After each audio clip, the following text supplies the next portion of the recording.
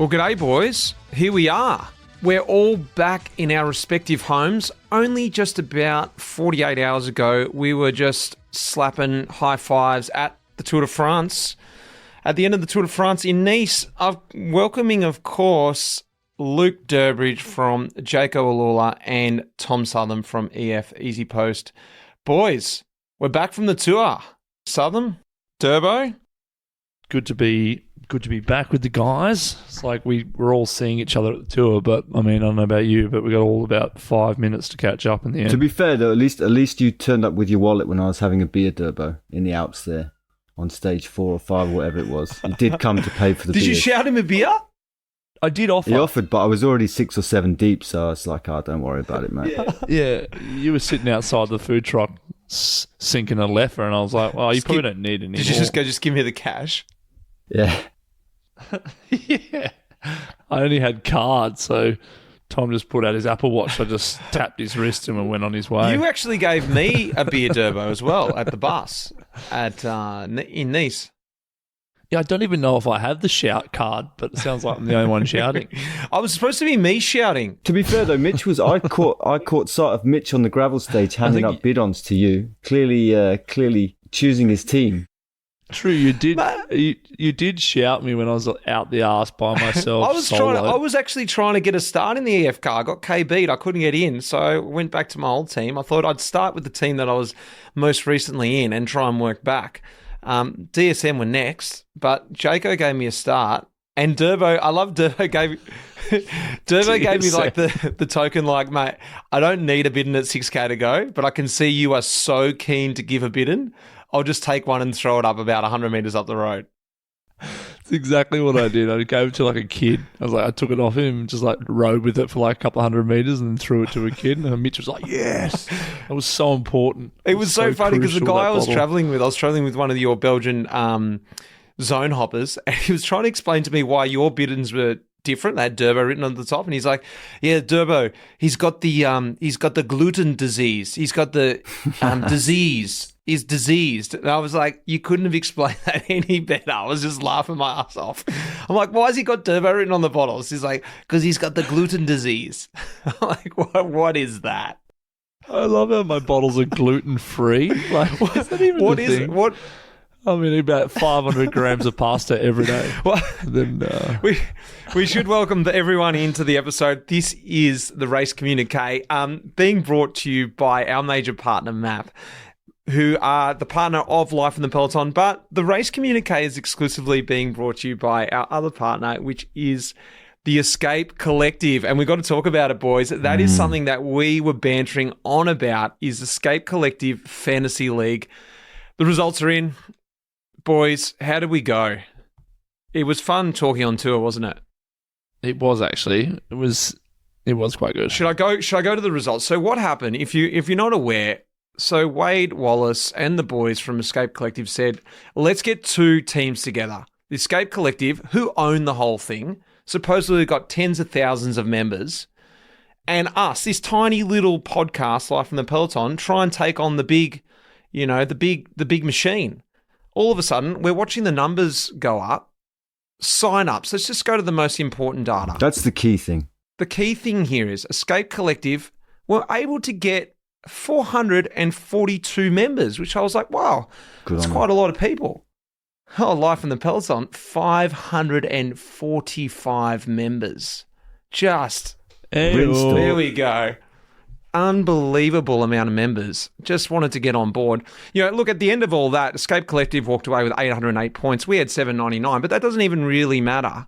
It was all about who wanted to be on whose league. Durbo actually... It's about the quantity, not the quality. You know what I mean? Absolutely. Exactly. Absolutely. Durbo, you actually went really well in the league. Not even in our league, in the whole league itself. Where'd you end up finishing? 42nd, so significantly higher than my GC at the tour.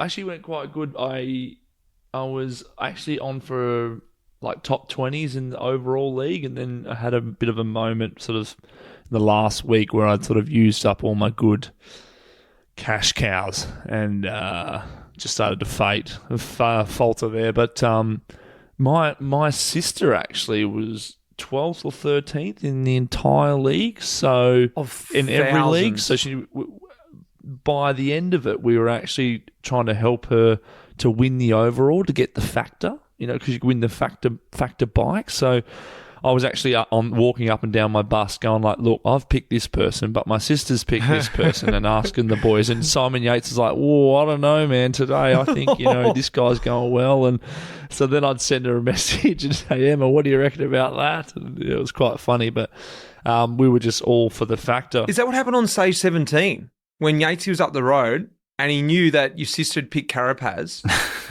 That he just put the brakes on. Is that now we're getting down to the bottom of it? Yeah. I wonder what happened there. I picked Carapaz.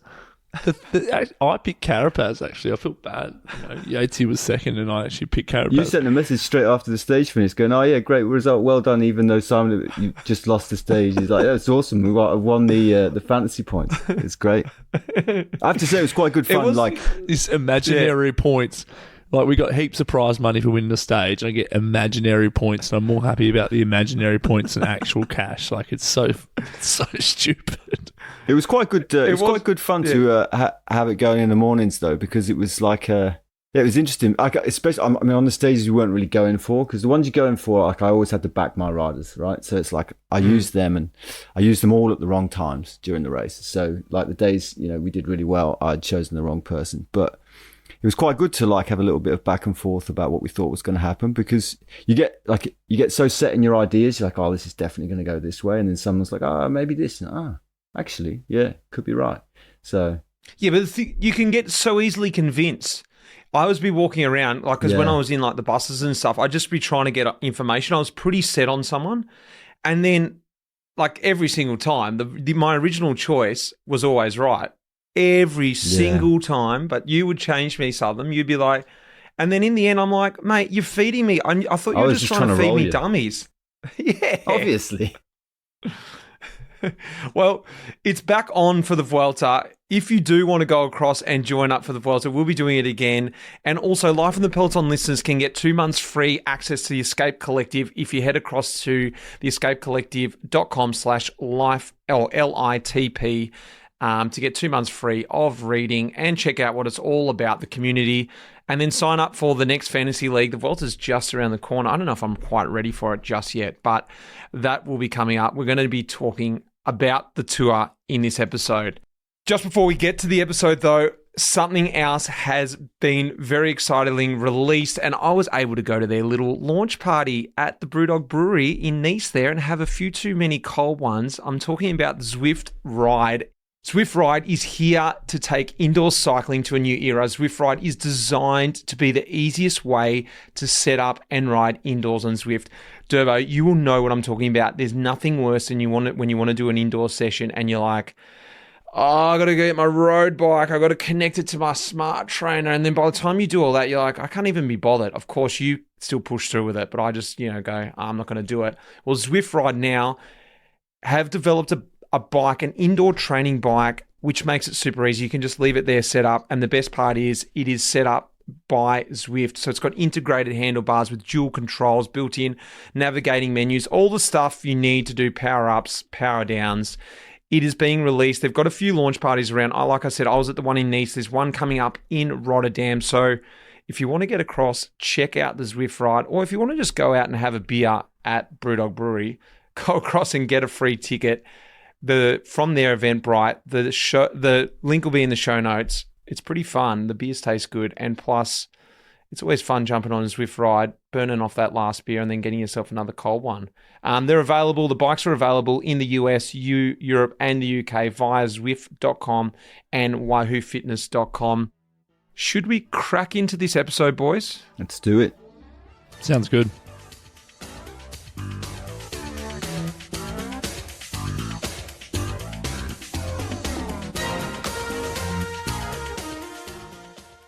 Well, look, there's so much to go through in this tour. I thought we'd just run through very quickly. It's too much to cover, and I know everyone was out there watching it, but it's more about our opinions on different things. I thought I'd just bring up, for me, I've sort of marked this as there was the tour of historical moments. What do you guys reckon? Firstly, Cav, takes the 35 wins. He is now the all-time record holder for stages in the Tour de France.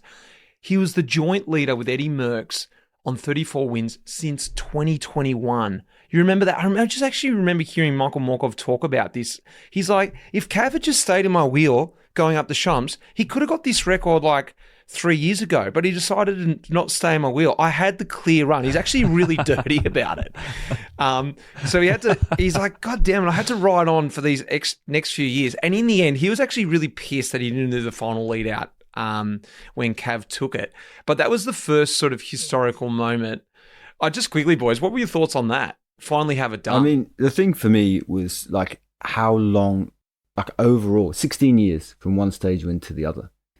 So, I mean, like still winning stages at the Tour, when you think about how much the race has changed, how much the level's changed, it's like that is mind-blowing what he did there. And to come, I mean, you could see, you got a feel, we stayed with the hotel in Astana a couple of times, like you could just tell that was on the cards, Everything was all in for it and they were going to get it done. I just didn't think it would, personally, I just didn't think it was like going to happen because of the distance, like you said, Tom, like 16 years, the way the sprinting level was, how hard they are to get to the sprints. Like, it's insane for it to happen, actually. Like, the chances of it happening is so low, and it did happen. It's just, it was like it was staged. What really suits him though, or suited this happening, was the fact that the other stages are so hard. So like basically we got to the sprint stages now and we had those few days where it's like you're just rolling, right?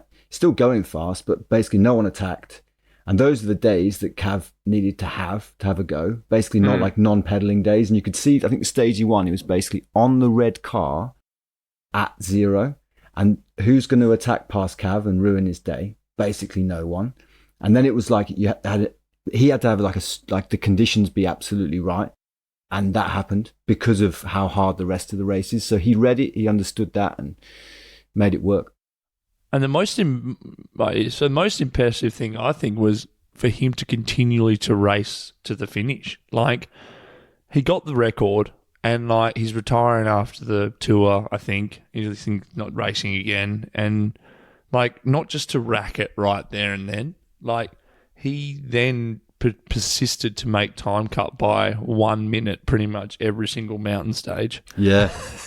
Like, the resilience is in that, just to get to Nice, just to say, I finished my last Tour, I got the stage win. Like, it was insane. Like, I saw it to Mark Renshaw at the end of the Tour, and he was just, like, completely wrecked. And you could just see, I'm like, mate, congrats. And he's just like, oh... Like, since getting the stage win, that was sort of like the easy part. And then after everything else is the hardest part afterwards, Well, just getting Cav to finish the bike What race. about stage one? I thought he was going to be out of the race stage 1. He's out the back, spewing his guts up, trying to make time cut. I was like, oh, this record's off. There's no way he's going to get it. True, I forgot about that. I interviewed Renshaw and he's like, nah, mate, there's nothing wrong with that. Cav just spews when he's just going. He wasn't even phased at all about that. He's like, oh, yeah, he just carries on. Far out. I mean, there was a few days there when I think, like, you were in the group Durbs, and I had the car in your group, and I kept thinking, oh, shit, there's still 4 people behind us, and they all ride for Astana, just totally on their own, And it was like... It was that big valley day, I think, like after the Parasword start. And there was like 60 or 70k of valley. And like 4 guys went out the hoop then on the Parasword. And the rest of our group, Petter, I think you were there too, following us, must have been 60 or 70 guys. Like, it was insane. Like, we're just all just ripping at like 50k's an hour pretty easy down the valley, like do a turn every like 20 minutes. And Cav... It's just 4 guys swapping off. Apparently, Renshaw said like he had his radio off, all his bottles off, his Garmin, no food. Like, he was like in his drops, sprinting to make time cut. Like, that's just horrific. Imagine that, just like almost doing, other than his helmet, strip down, because just to try and lighten up the load. They did crazy things to the bike. I don't know if you saw this, but there was one day where they just stopped and changed both wheels, and everyone like in the press were like, what's going on here? Something's going on. Why would they change both wheels? He didn't have a flat. But they were running those time trial tyres. And the time trial tyres wore out. A couple of them got punctures, and they said, Cav, pull over. Let's just change your tyres before you get a puncture. Oh, man, that's crazy. Well, another thing of that is I went over the top with them on the Tourmalet stage, and the way these boys were going downhill, like Ballerini, like it was absolutely insane. Like they would probably take minutes out of the front just going downhill. Like I was scared. Like the way desperation they go down these hills, like yeah, they can't go up them quick at all. But when they go over the top, it's just like hold on for dear life. So were you able to hang on with them? Yeah, I got my ego to hold on to. I'm not losing the wheel. Speaking of sprinters, we've got to speak about Dylan Groenewegen, first Black African to win a stage. He doesn't just do that. He goes on to win the green jersey, also the first to do that for a Black African. He was, for me, there's so many things that I loved about him in the race was I sort of had him pitched as a guy who won on hard sprints, hard days, slight uphills. But he wasn't just doing that. He was winning in just like straight up flat sprints where everyone had a clean run at it. So he proved that he was the fastest. But how humble he was and how much, like I got to see it from the journalist side of things, the time that he gave and the answers he gave in his interviews were just the best. This guy was just, he's doing so much, not only for cycling in his own country, for, you know, other Black cyclists coming through, but just for cyclists in general. Like the amount of crap interviews you get, I'm just like listening to him going, finally, someone's actually speaking a bit of truth and a bit of honesty, and without sort of feeling like they have to give this sort of stereotypical sports interview. Boys, what's your opinion of him? And I guess maybe more so you, Durbo, what's he like in the race? Oh, he's a super lovely guy. Like super lovely guy. For me, I've known Gamay. Like obviously he does all the Belgium classics, so not the first time I spoke to him, but yeah, just super humble. He's one of those guys that he moves through the bunch very well. You know, not being bad, but like they haven't grown up with like massive pelotons, like Dutchies or Belgies, and like almost like an Australian who comes over and he races in his local bunch is 20 riders. So the skills that you have to maneuver in a Tour de France sprint, let alone, Gent-Wevelgem, like that shows the class of the guy to be able to like get into the World Tour, and then they have the engine, but to be able to add the skills to it, and like he's not just a climber. I'm not having a go at climbers, but like climbing, if you can get them to the bottom of the hill, they've got a massive VO2, they can ride away. They're dealing with 5 other guys. We're talking about Binny. He's actually winning Tour de France sprints, winning Belgium classics.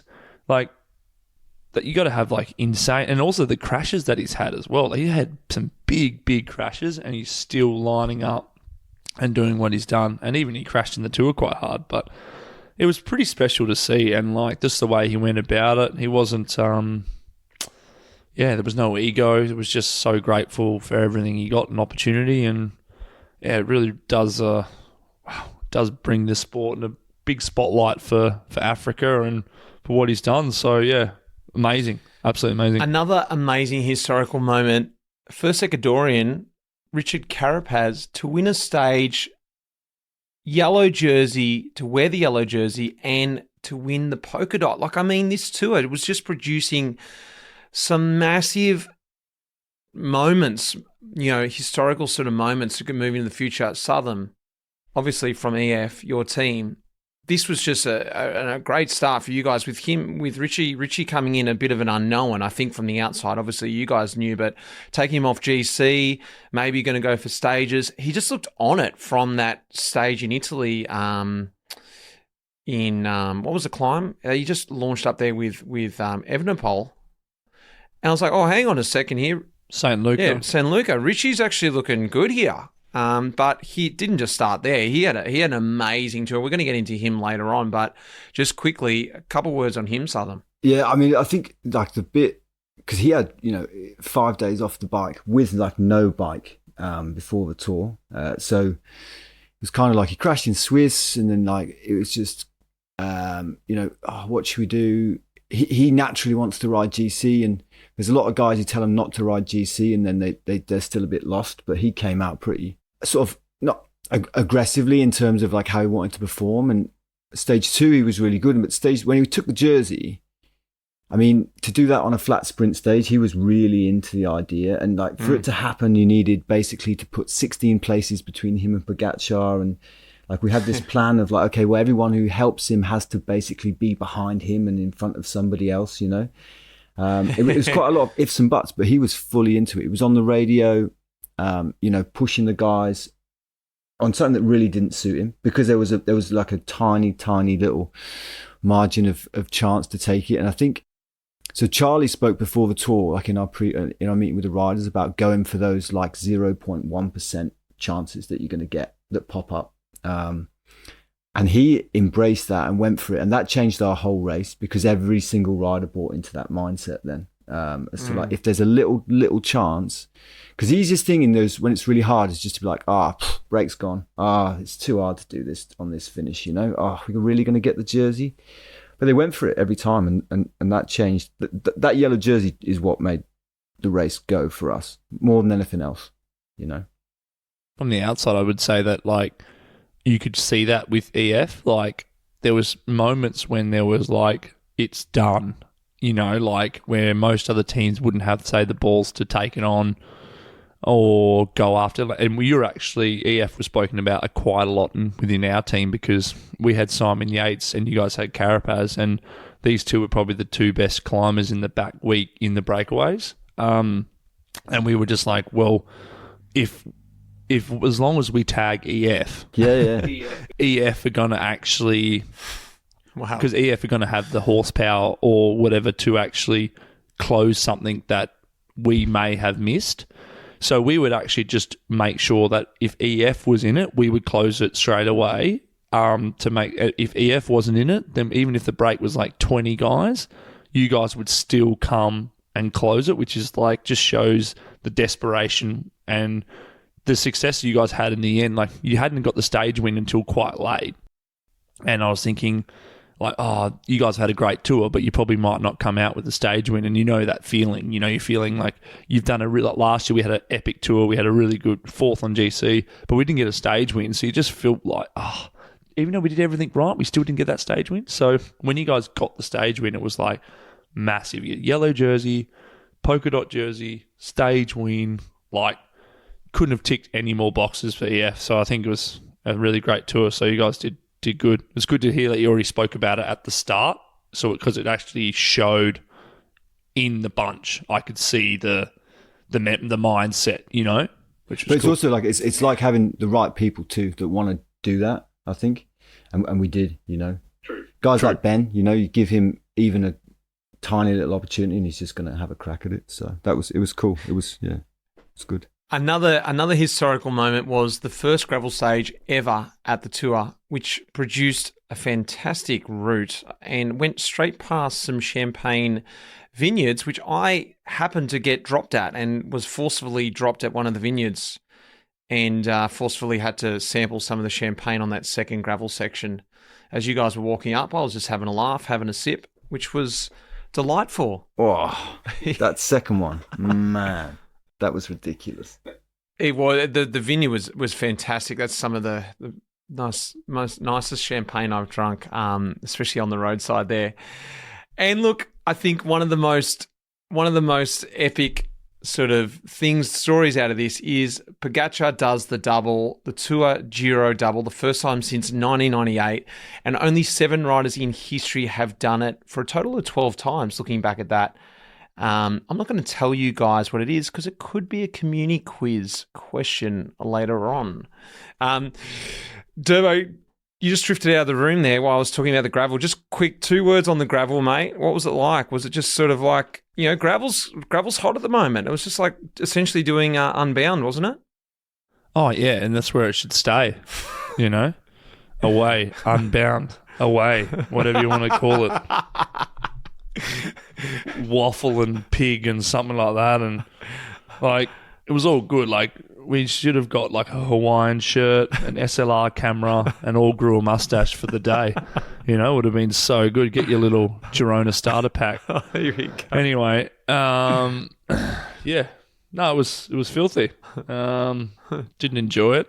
Probably because my day ended up chasing like a idiot for Simon Yates to try and get back on GC, and we never came back. So, yeah, and I probably had my worst day of the tour that day. You just wake up, you're like, are these the legs you're going to give me for a gravel stage? So I was pretty ratchet that day. So, yeah, I was coming in and lots of attitude about how it shouldn't be in the race. But from what I had heard from everyone else, you guys, Champagne, sounds like you had a great day. And everyone was just raving about the stage, how cool it was, how epic it was. And sure, that's what it is. That's the show. So I sort of calmed down after listening and hearing about how magical it was. So yeah, look, there's always been iconic, classic stages in the tours. Roubaix stage. I felt like it was the same. Like it wasn't any more special. Like it wasn't like gravel. Oh my God! It's like if you're gonna throw in a gravel or a cobble stage, pretty much you're gonna get the same result. I think. They're both as filthy as each other. So when I'd finished that gravel stage, I was like, oh, other than probably the impact of the stones, I felt the same as like a Roubaix. So, yeah, and they don't have to have it every year, which they don't. So every couple of years they throw in one of these cobbles next year, classic mate. days. And probably starts in Lille next year. I reckon you're going to get some cobbles, mate. Just a suspicion. Yeah, I know. Well, I'm so happy I did my last tour then. Oh, we're hearing it. Oh, is he? That's it. He's coming back. Full-time employee, life on the Peloton. Love it. Great. Yeah. No, they're starting Barcelona in 26. I'm just waiting there. Just get the sun. What would be great? Racing along the coast towards Girona. That'd be a hell of a stage. Yeah, exactly. Just quickly, last couple of minutes here of my little bit. I want to run through the GC. Obviously, Pogačar won. He was just in the form of his life. Even though he completely dominated the race, this is my opinion, I felt it was so compelling to watch. He was awesome. He was a fantastic team. He held yellow from stage 4, but he also had it on stage 2. He wore the yellow jersey for a total of 19 days, won 6 stages. Vingegaard was looking confident, but he just wasn't at the level to compete with the Pog, and unfortunately, he lost his confidence, I feel. Evenepoel, he started slow, but he finished well, really strong performance. And a guy who's promised so much over the years, even though he's won the Vuelta already, I think this was one of his better looking performances, in my opinion. He looks like he's going to go on from here. Look, the green we spoke about, Dylan Groenewegen, he was the winner. And Jasper Philipsen, he started off slow, but as things got rolling, he finished well, a stronger note. He ended up winning 3 stages. The polka dot jersey was actually a really good fight this year, and it was great to not see it go to a GC rider. And I think there was a conversation that's been happening over the last few years is like, how do we change this? Tragically, 2022, Simon Geschke lost it to Jonas on the last day, and there was this conversation, how do we move it? How do we fix it? But this year with Richie Carapaz showed that, hey, if you're a GC quality and you ride for stages, you can actually take the polka dot jersey. He took it in epic fashion. It was actually Jonas Abrahamsen who had it for the first 10 days. Vingegaard was lent it by Pog, and then Richard Carapaz took it over in stage 19 to win it overall. The teams undoubtedly was won by UAE, who dominated the race, the strength in the high mountains, Yates, Almeida, Soler, Sivakov, and then Wellens and Niels Pollitt were awesome. I think Niels especially was... How good was Pollitt? Pollitt was just insane. Like, you know, mythical climber. I interviewed him. That's what we called him on the bus. We called him the mythical climber. Will come to the front and he'll just ride until there's 15 guys left. We're like, who are we talking about? We're like, Niels Pollitt, the mythical climber. And he was like this old school, like Indurain, 80 kilo man just riding the Tourmalet. Like it was incredible. There's one thing that him and I have got in common. It's coached by the same coach, Kev Polton. Mate, Kev, what he took from me, all those sessions I couldn't complete, Pollitt. Wow. So I started something. Niels, he can thank me for that. for testing out all the hard sessions. Even though they lost Ayuso, they lost him on stage 13, but you wouldn't even know they were one rider down at all. Didn't need him. Whatever. That was funny. That was if you could be a fly on the wall between the UAE bus with the old Ayuso, that was some pretty funny things to see in the bunch. Like just Ayuso completely doing his own thing. It was an interesting one. I'd wonder how that went down, but I don't know anymore. But from the outside, it looked quite juicy. You're going to have to elaborate on that, Turbo. You can't just leave that hanging there. Well, in the end of the day, like Ayuso looked like from the outside was just riding for his own GC. Well, they just took him out of the race. They gave him COVID reason to take him out. They red card him. I saw a meme the other day, and it was just Almeida, Ayuso, Soler all standing above Adam Yates as he digs his own grave. It was right. Well, it was like Adam Yates, the only one doing his job in the mountains. So I think they were just trying to like see if this team was actually united around Poggy, and clearly they were, and everyone was sort of. I think in the first couple of stages in the heat, you know, like guys like Wellens, they really suffered and probably weren't showing, you know, what they could do. And then everyone just ate their words. By the second week, UAE was just like complete dominance. So yeah, I think they showed everyone that they were ready. But yeah, no, it was. I felt like Jonas, like you said, lost his confidence there. But I think it was almost a hard ask. It was probably he got the best result that was probably possible with the preparation time that he had. And then I also think, you know, even if he was at his best, would he have beaten Pog this year? I don't think so personally, but don't know how you boys feel about that. I'm a Pog fan, so I'd say no. I don't know, man. I mean, like when you think about the severities of his injuries in Basque Country, I mean that was hardcore, that crash, and to come back and to be where he is, because I think a lot changed for UAE. I think they wanted to win the Giro and avoid losing the Tour, basically. So that's why they picked the Giro and said we're going for that.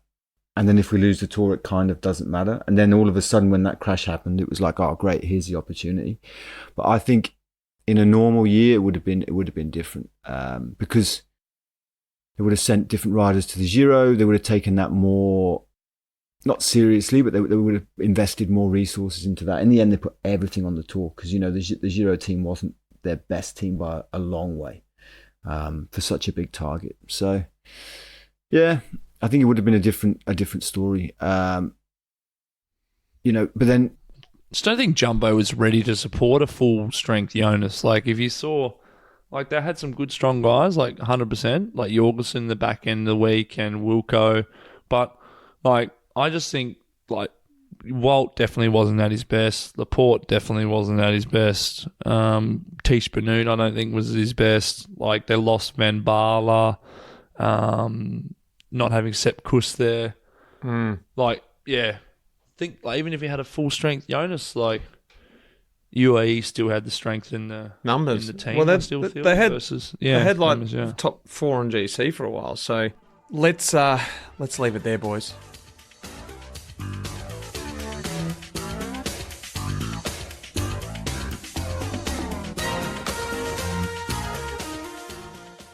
Well, hey guys, we have my segment now, which is a bit of Pelo chat.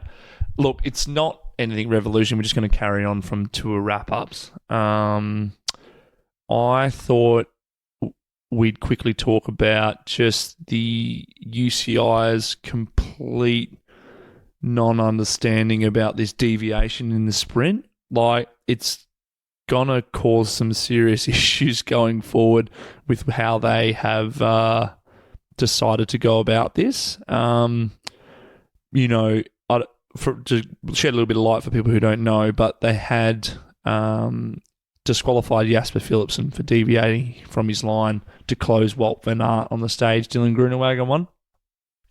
And yes, he did deviate. And it's not the first time Philipsen or a lot of sprinters have deviated in their sprint. But then they sort of set a precedent, because if you look at the day before, the way Cavendish moved through the bunch, no one wanted to say Cavendish shouldn't have got that stage win. But if you actually look at the laws, Cav probably should have been disqualified also. But like the UCI would never do that, and no one wanted to see that happen. And I'm not saying Cav didn't deserve it, but Cav just did what they normally do in sprint. You know, see the wheel, they go left, they go right, they open up the sprint, they open up. But if you see how much he moved in that sprint, it's sort of like, well, is there double standards here? And then we start going back to when Matthews was disqualified in Flanders, which was absolutely ludicrous if you look at how he deviated from his line from the aerial shot. So what's ended up happening now is you're sort of only getting disqualified if someone crashes or there's a previous bad sprint, and then the next time they move, slightly. Phillipson, this is not the first time he's moved in a sprint, but they picked today because they were really looking at him.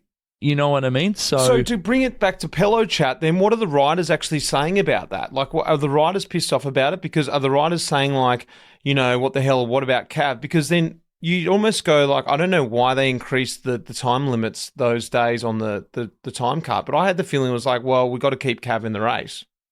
100%. We called it the Cav, the Cav rule. So within the bunch, everyone's just a bit confused with sort of the double standards of nothing to do with Cavendish. I'm not saying the Cav rule. I was happy about the time cut thing. No worries. The tour is, yeah, of course. The tour is actually, to be honest, quite ridiculous with how short the time cut is. Like out of the Giro, the Vuelta, the tour is by far the hardest time cut to make. They're so short.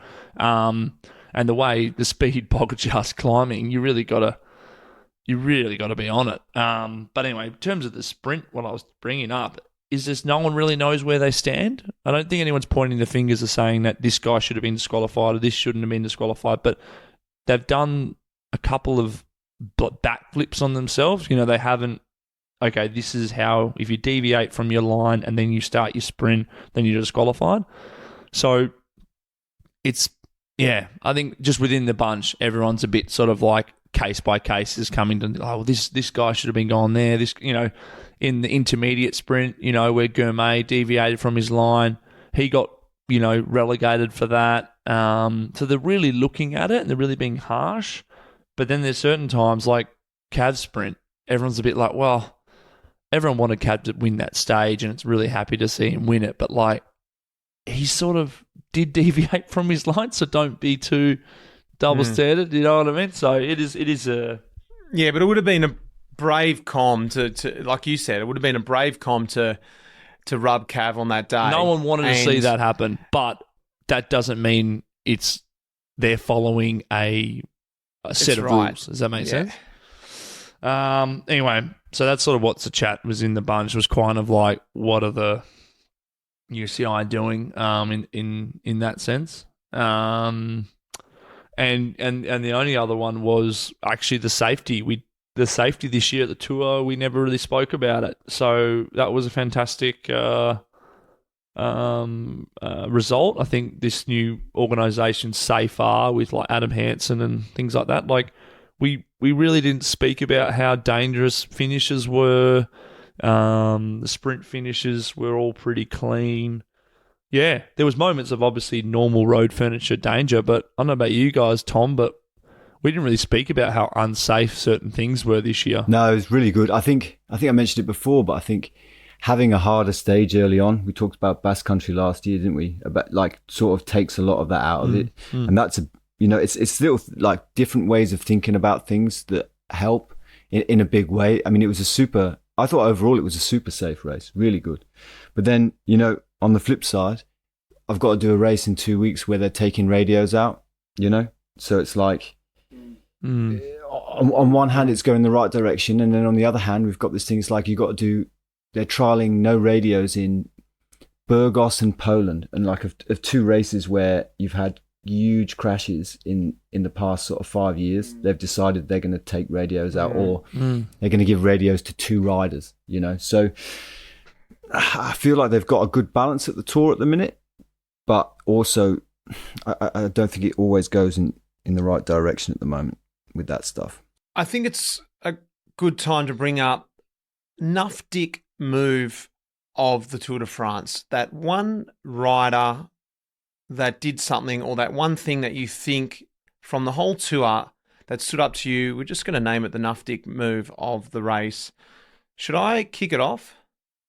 I think it's just sort of in sort of the same sort of light. I think it was stage 14. And Durbo, you're going to have to shed some light on me on this bit. Michael Matthews goes up the road with Biniam Girmay. They try and get this, come to the intermediate sprint, and Girmay moves across and rubs Matthews, sort of squeezes him on the barriers, and ultimately Girmay gets rubbed for that sprint. And I'm like, yeah, that's sort of fair, how the sprint went. But I'm like, hang on a second. Why is Matthews going for the sprint here? I went, maybe he's actually got some points. I went and looked up. He had 4 points. Why was he getting involved in that sprint, Durbo, to even go to the point where Girmay got rubbed? Oh, I mean, I don't know. I was very, very, very far behind at that point. I had come in and heard that. I had heard what had happened when it came on the bus, but we spoke to Matthews, and from his side of things, he was never coming past Girmay. I think Louis Menches did the lead out, so no offense to Louis, but it probably wasn't going that quick. And then Girmay's opened up, and Matthews said he was just staying in Girmay's wheel and wasn't going to come off him. But Girmay's obviously seen Matthews on the ride and then thinking that Bling's coming past him, so he shut the door. But Bling's like, no, I had no intention of ever taking the points off him. So anyway, I wasn't there by and by, but yeah. If that's your Nufdick moment, that's fine. But I don't have anything else to say. That's what Bling said, and I think he felt personally. Bling felt terrible afterwards that what it had looked like on television, because in his mind he was holding Girmay's wheel. He was just going to do the sprint, and then he wasn't going to take the points off him. So I think there was actually some conversation between Girmay and Matthews afterwards, and they sorted it out. But yeah, Bling felt pretty bad, and I'm glad the green jersey wasn't lost to Jasper Philipsen because of it. But in the end, it all worked out in the end. Well, so. I've got one on a similar track for my move, Mitch, which is another intermediate. It was a KOM point on I think it was a stage 19. Or maybe 20 when Jorgensen took the 1 point off Richie. So we had it kind of worked out where Richie had a 14-point lead, which meant that if he didn't score and Pog won the stage, and then the KOM in the TT would get 15 points and he would win. So Richie basically needed to score a point. And on the first climb, Jorgensen totally flicked him, like when it was basically everybody in the whole peloton saying, hey, just give Richie he's there, just let him have it. And apparently that was because I think he was annoyed that we had chased the break that he was in to get Richie in it the day before or something. And there's always bits like this that happen in the race, but that one was a little bit like it was deliberate, and it was a kind of a fuck you. So that one was a bit like, I mean, in the end it worked out all right, but if we had lost the Mountains jersey basically because we had done our tactic in the race, that would have been Turbo, I love the the grudge that you hold, nah mate, stage 2, cut me off the neutral, you're gonna pay for that, buddy. I'm definitely that guy. Turbo, who have you got? Well, you surely got to have a good enough dicker that we wouldn't have even known. I'm pretty much going to throw the entire Alpecin de Koenig team under the bus here. Here we go. So for me, it was a group pedo, probably the hardest day of the tour, Col de Bonnet. We got up to 2,800 metres, and Alpecin are quite bad for riding hard in group pedo. There were certain teams that did it very well. I'd say Lotto Dynasty with Delis Campanars did it fantastically. Like, they would do it to the exact amount of watts you need to ride at, no harder, no easier. And they'd sort of look after it. If we asked to slow down a little bit because Dylan was getting dropped, they'd slow down a little bit. Anyway, group pedal would form. And because, I said how tight the tour time cuts is, Alperson would come to the front, 4 of them, 5 of them, and Van der Poel would be training, which is fine. He's a world champion. He can train. But the problem is they've got 4 or 5 other guys that need to stay with Van der Poel. So then you've got 4 or 5 guys also riding as hard. And you just feel like it was so hard. And at one point, Jasper Philipsen is dropped from group pedo. He's alone with Dylan Groenewegen and myself because I dropped back for Dylan. And I'm riding along next to Jasper and we're suffering up the Col de Bonnet. And I look up and he's getting put to the sword by his own team. And I said, what? I sort of said to him, I said, what? Do you know that's your team making the group pedo right away?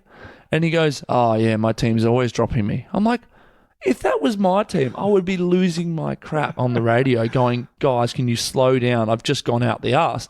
So you've got the team car having to service like 4 different people because they've got Philipsen looking after him. Then they've got to go up and service Van der Poel and the 4 guys trying to chase him. And I'm thinking, this is a nightmare. Like, I just couldn't believe that their sprinter who's won 3 stages at the Tour de France and they decide to just squeeze on the climb and put him out the arse. I just couldn't understand it. If my sprinter won 1 stage and I waited with him every single day, like if you've got a guy who's won 3 stages for you, you'd surely just wait with him and give him a Coke and get him some fresh waters when he needed it though, wouldn't you? Anyway, massive nuttick moment.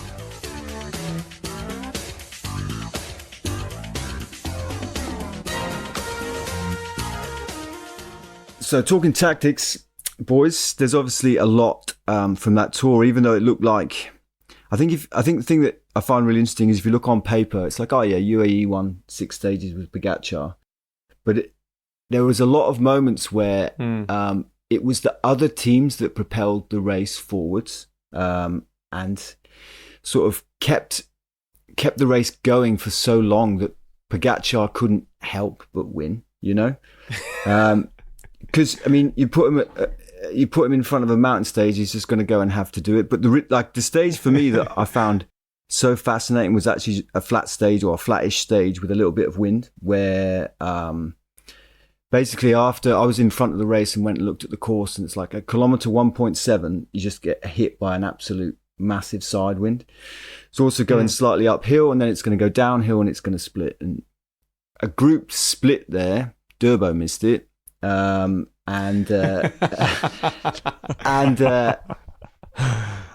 missed every group. I was waiting for my sprinter. I told you that. I remember this. It was into Mezin, after 30k. Yates basically ended up from UAE ended up in the split, and so this was like the perfect break. We had 3 in there with Rui Costa. The only teams that have missed it were the sprint teams with Durbo. But Yates' presence in that group that day really changed things, that race. It made Ineos had to chase super hard, Visma had to chase hard, and the sprint teams. I can't remember how long we went for, but I mean, was it stage 13? I think it was from I can't remember now. Agen to Po. Yes, yeah. And we had this epic battle, and I was in the second car, and the second cars are just in front, and we're waiting to go in once the break has enough time. But the break never got more than 50 seconds. So the guys were like thirsty as fuck in the group because it was hot. But nobody could help. You couldn't go in and give them a drink. You couldn't stop the cars. And the gap was always, it's like, they're going to crack soon. It's going to go. And you just had this full on race for the first, like, let's say 2.5 hours. And then in the end, it was a sprint and nobody lost any time. And it was just like this kind of normal day. But it was really interesting because the race is happening at the start in the first 2 hours, like a lot of racing, which I think the organisers want because you've got coverage from start to finish of the race, which is great for them. But I mean, if that day, the day that Richie won, I think it took 110 Ks for the break to go. That was insane. Yeah, that was insane that day. There's so much sort of pressure on the teams, and the teams want to win so much that there's never a combination that's just right. You know, it's never like, okay, that one's rolled off and someone goes, we missed it today, lads. Oh, well, you know, tough shit sort of thing. Everyone's got to be, and we did the same thing. We did the same thing on stage. I was saying before, stage 18, I think it was, where Richie was going for the points for the mountains and we'd missed it. And we pulled it like it was a minute gap to 20 riders who were just turning like mad. And it's like, all right, boys, we just have to get within 30 seconds and Rich can go on the climb. I could just imagine everyone in the bunch just like you said, they were just fucking hating us, you know, because it's like, okay. That day Bissinger did this turn. It was like over the crest of the climb. It was like 60 k's an hour, slight downhill on this highway, just torching himself. Like it was already break had already taken like 70k to go, and I looked up and I just saw Stefan, and he's just doing this like death pull, and like we're going into a really hard mountain stage at the end of the stage, so it's always a bit frightening for like a guy 80 kilos plus to just like torch yourself into a mountain. But he poured into it and he did it and he closed it, and Carapaz got in the group. So, yeah, fair play. But, yeah, I can imagine that radio. I just would have been like, if that radio came across like, oh, boys, you're going to have to close this, that radio would have accidentally fallen out. And I would have not. Yeah, no way. Our team meeting started the next day when Rich had to get into the break. It was like, okay, Richie, we think that your teammates would just highly appreciate it if you could just get into the break today, and we don't have to burn everybody to death. We had the same thing. That was on the second last mountain stage with you boys, and you guys missed it with Carapaz, and we missed it with Yatesy, and we were just all went to the front and just absolutely torched ourselves into a 22-kilometre mountain. And it was Ben Healy who was on the front, and then it was like Luka Mezjek and then myself. And, oh, man, you get no sit off Ben Healy. And Ben Healy is just doing like 500 watts, and I'm just squealing. I just wanted him to get off the front so I could slow down and rest. On that stage you're talking about, Southern, that 13, I just remember then, Durbo, you were chasing behind, and then the whole Visma Lisa bike came smashing over the top of you guys after you guys had been doing death pulls. Remember that? Van Aert just came cruising over the top of you and just like, see you boys, thanks for closing that 30 seconds. I'll see you later. Oh, man, that was a hell of it. Like you said, Tom, it was just, in the end, if you just watched the last hour, you're like, oh, yeah, sprint stage. And then, but you came into the bus and everyone's like, oh, my God, water. I need water. People sitting on the ground, like, absolutely massacred, you know? Yeah, it was a terrible day. Just quickly, boys, let's just do one favourite moment, top moment from this year's tour.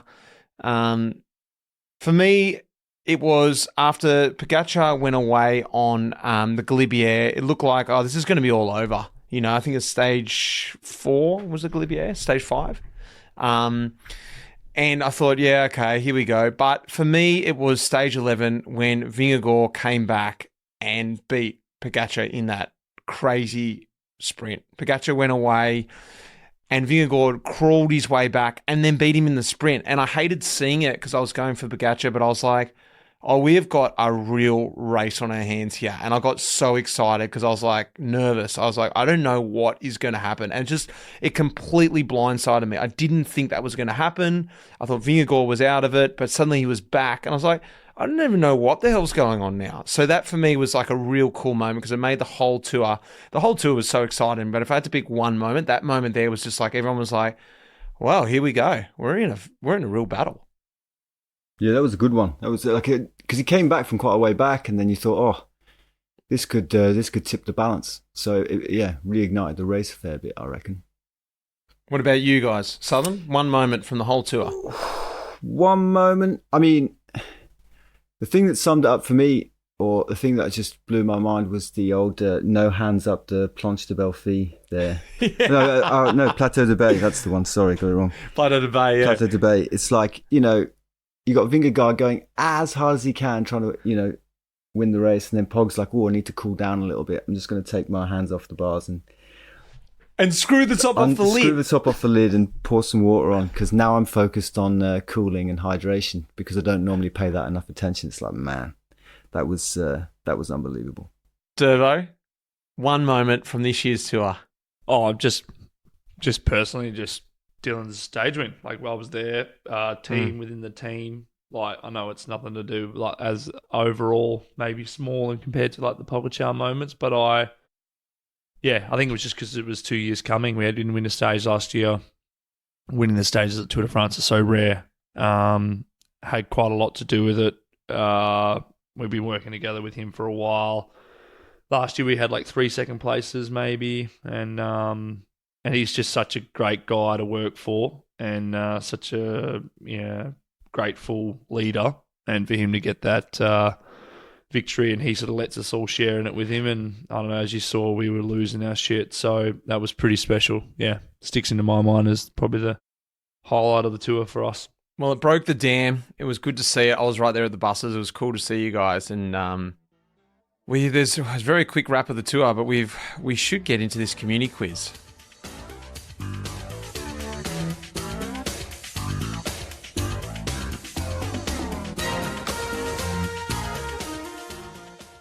All right, boys, here we go. The community quiz. But look, before we get into this, actually pretty exciting. We have got the 3 writers of Life in the Peloton, the book. It's out there. I don't know where you guys have been. If you don't know about this, Durbo stole my copy from the tour. Did you see my writing? Open the back page, the very back page. Durbo. Smells sweaty. Why does it smell sweaty? Have you seen what I wrote in the back? Open it up. Last page. Last page. Mitch copy. Yeah, because people were trying to take my book. I'm like, that's my copy. So, Durbo, you have got my copy. How good is it? The book is out. So good. Tom Southam and I wrote this book over about 4 years, but we took a while, didn't it? Tapping into Durbo's thoughts. What do you think about this? He's in the book, but he also wrote the foreword as well. So we've got actually the 3 authors of the book right here. It's nice to get it out there, man. We had a few copies floating around the tour, didn't we? Which was good. And once you get those things in your hands, it becomes a real thing. And after all that work, it's pretty cool, and it's cool to see. And it was good to start getting it out there, I reckon. Have you read any of it yet, Durbo? I had already read it in full online before it went to print. But now with the illustrations, it's definitely inviting. And definitely inviting to read, and I'm just flicking through it, and me and Lara have been going through it. There's some great illustrations here, you know. The illustrations I are love so this one real. here, like with the logistics manager, like, "Hey Isabella, I know it's late, but about that flight to Frankfurt," and she's just got this great logistics manager look about her. She's just like, "What the hell do you want?" And you just look like so lost. It's fantastic. I'll show you. It's so good. I followed the page there. I was like, I've got to speak about that. It's just great. It's really good. He's just nailed it. That's Steve, the illustrator. The book, it's been so fun, and it was so fun writing it with you, Tom, because we're just 2 mates sort of, I don't think we really got too cross at each other ever. And Durbo chipping in, having a laugh with him. It was a project of passion, really. I'm only speaking from my side, Southam. I'm not really giving you much choice but to agree with that. I hated it. Get me out of here, please. So version 2 is about 4 years away, so hang in for that. Yeah. Life outside the Peloton. Should we do this community quiz? Because it's yeah, I know. Steve-O. Durbo's holding up a picture of Steve-O. With the sheriff's hat on. The sheriff. Yeah, I know. It's fantastic. Let's get into it. This is all Tour de France based. The first question is, there are 7 riders who have won the Giro Tour double. Who are they? Just chime in when you know one. Indurain. Pantani. Okay, that's 1 each. Merckx. Oh, there's 8. There's 8 then. Sorry, there's 8. So Pog, yes. That's 2 for Southam. Merckx must Durbo? have done it. Did you say Merckx? Yep, 2 for Durbo. Southam said Merckx. It's your turn now. It's Southlam's turn. Copy must have done it, I reckon. Southam, 3. Durbo.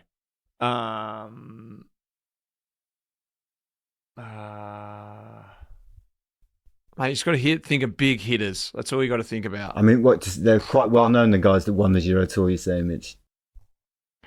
Yeah, they've got to like, be good.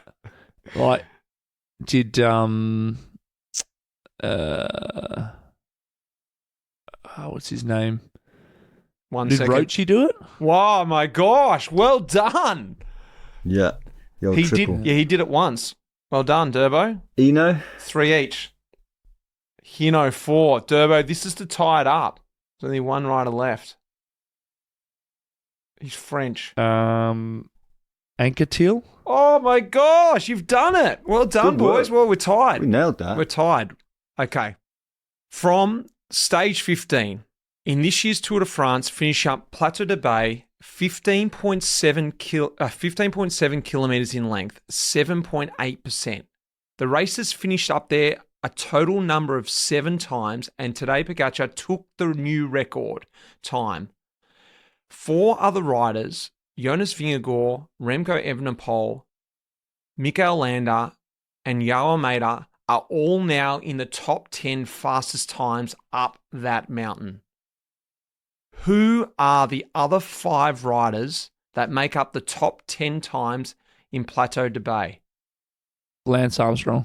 Bam, bow. Back to Southam. Jürgen Roelands.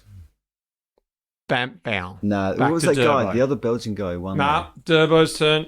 What's his name?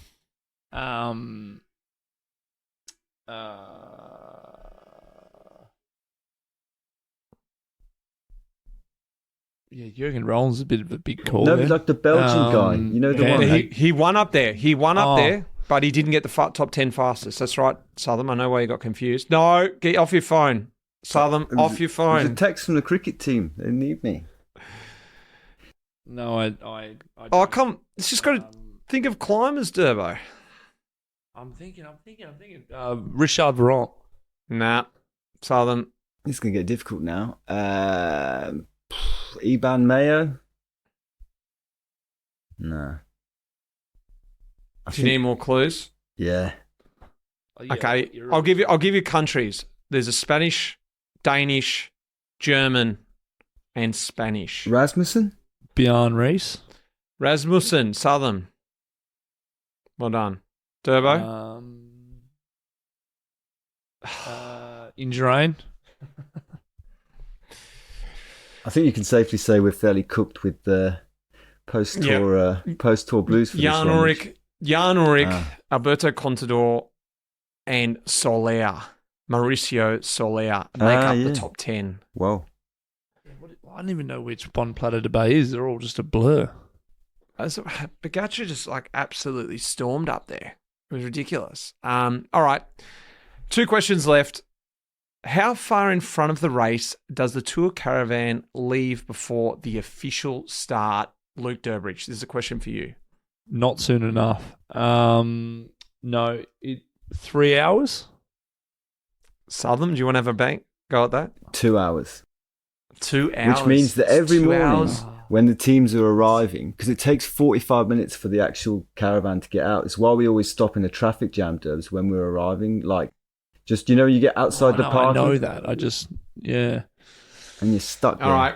Oh, it's so annoying. This is one you can both chime in because Southam's up. So, Durbo, you need this one. If you get this, Durbo, we go to the bonus question. If Southam gets this, the quiz is over. Jonas Abrahamsen from Uno X wore the KOM jersey for 10 days in this year's tour. Among doing many other things, other great performances, breakaways, lead-outs, last year he weighed only 60 kilograms as he was obsessed with powder weight as a junior, and his favourite riders were GC riders who were skinny and he wanted to look like them. He was never really performing, feeling hungry and weak all the time, so he decided to gain some weight and see what happens, which is what we have all witnessed in this year's Tour de France. During this process of self-body torture, he postponed his puberty and essentially started to grow again once he started refueling properly. How much weight did he gain and how much did he grow? 20 kilos. Correct, part 1. 10 centimeters. Close. Southam, do you want to have a stab? I don't actually know, but he actually grew taller. He grew 6 centimeters Whoa. because he went through puberty. Whoa. That is... I know. So bad, hey? That's insane. Ridiculous, isn't it? It's insane. All right, should we just go to this last bonus question? So he was already a pro pre-puberty. With Takes Uno some X. doing. That takes some doing. Yeah. Wow. It's insane. And you know how good he was going. He could do everything in this tour. Sudden death. Penalty shootout. European Cup final. All right. Sudden death. What colour is and what is the sponsor of the most aggressive rider's number? Is it A, red and Laughing Cow, B, gold, Century 21, or C, yellow and Haribo? What is the colour and the sponsor of the most aggressive rider's number? We won this, so give it to Durbs to try. What is it? Red and Laughing Cow sponsor it. It's gold and Century 21. No, Century 21, no? It's gold. It's B and gold, Century 21, boys. Durbo, you were not following the most aggressive rider enough in the bunch. No, wasn't. I was just following the wheel mostly at the tour this year. So, boys, great to catch up with you. I'll let you go and relax. We're all a bit dead. I hope everyone enjoyed this. Love catching up with you, boys. And until next time. Nice one, fellas. Thanks, guys. See you, boys. Cheers, boys. See you, boys.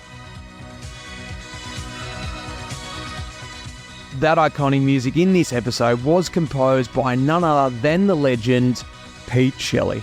Cheers, mate.